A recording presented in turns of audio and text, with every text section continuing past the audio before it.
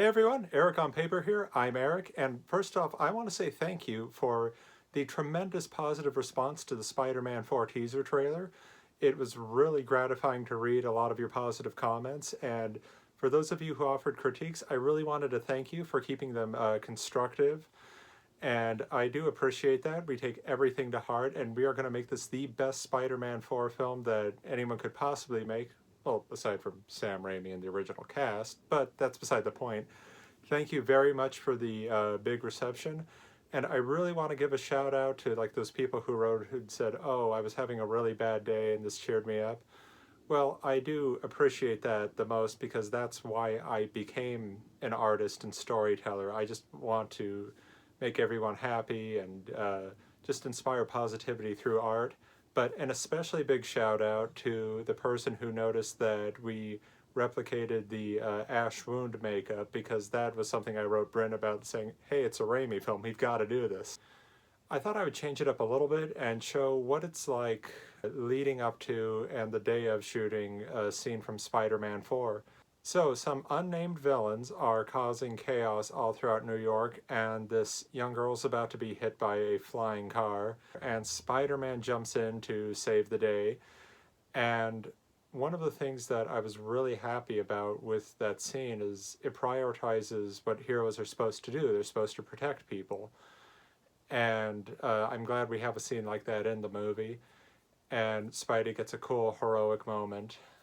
Leading up to that, of course, there's a scene in the script. The actress Olivia was brought onto the project prior to my involvement. And so, believe it or not, I saw her work the first time at the big table reading that we did.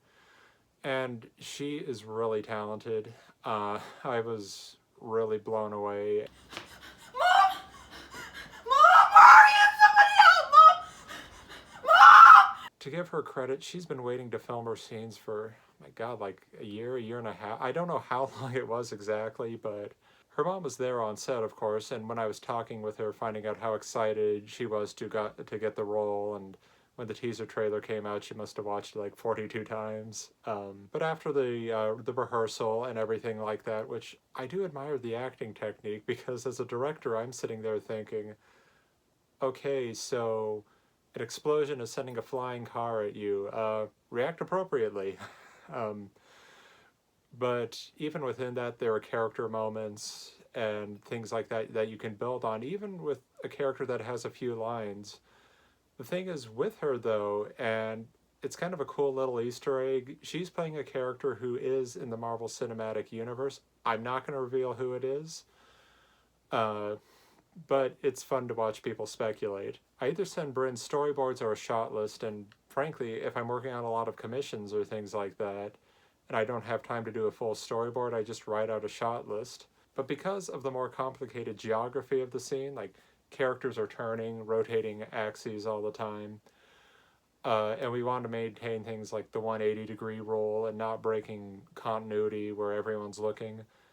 Bryn put together an animatic to help shoot this scene, and okay, it is a thing of beauty.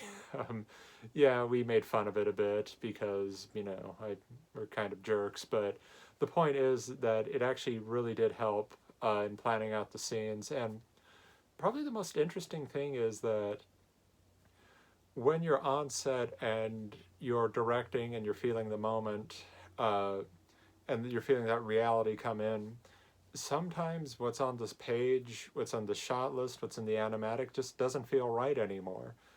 Like it ended with a very big cheesy moment.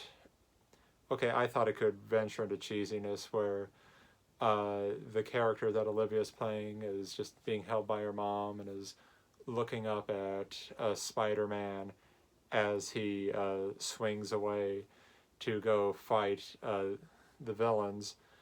The problem with that, though, is that there's kind of a war zone and big explosions going on around them, and I'm thinking, what kind of parent who just almost saw their kid getting killed would just say, okay, let's hang out in the middle of a war zone just to watch Spider-Man? And I just want to cue all the commentators who will say, yeah, I totally do that. Listen, I get it, but there are... Anyway, So I thought, well, let's just have them run out of there. Spider-Man wouldn't want them to stay and watch him, swing away. He'd want them to go to safety. So that's what we incorporated, and Bryn was all about that because he said, "Hey, that's less effects work for us to do, so we can get the film done faster." Even with a shot list, when you have a great moment from an actor, you keep adding to it. In this case, we were really ahead of schedule with shooting. What I did was add a few close-ups of Olivia reacting like she's about to get hit by a flying car. I will just never get over having to direct an actor like that and get a naturalistic performance. But yeah, the scene was a really great shooting experience, and I also have to give credit to Rachel, Bryn's girlfriend, for really stepping up because unfortunately, the actor that was cast as Olivia's mom had a bad reaction to some dental work, and we're going to use her later in the film, but she just couldn't be there that day. Rachel, who I don't think had any acting training and has no ambition to be an actor or anything like that, jumped in to the role and had to play a really emotional moment and endure me as a director. Okay, so the initial recording got cut off, but I was just going to wrap up by saying, looks like you're going to be filming some Vulture stuff next.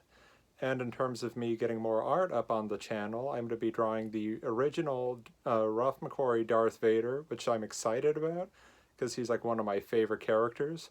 So thank you for enjoying my stories. Please hit like, follow, and subscribe, and join my Legion of Doom. The channel's been doing well, and so is my Instagram. You can find me there at Eric on Paper. Like, follow, subscribe, and keep telling your stories.